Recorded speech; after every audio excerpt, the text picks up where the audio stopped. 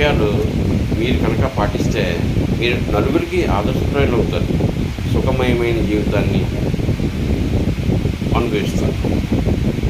ఒకటి ఏంటంటే, విద్య పూర్తిగా నేర్చుకున్నాక గురువుని మర్చిపోకూడదు. 2, ధనం వచ్చాక మిత్రులు మర్చిపోకూడదు. 3, వివాహం జరిగాక నేను కన్న తల్లిదండ్రులు మర్చిపోకూడదు. అది ఆడవారైనా మగవారైనా.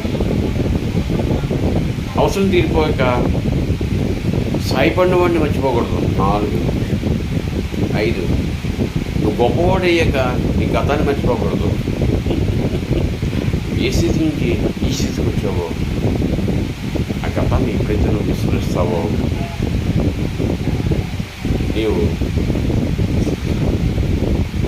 ఎంత ఉన్నత స్థితిలో ఉన్నా సరే హీనుడివే.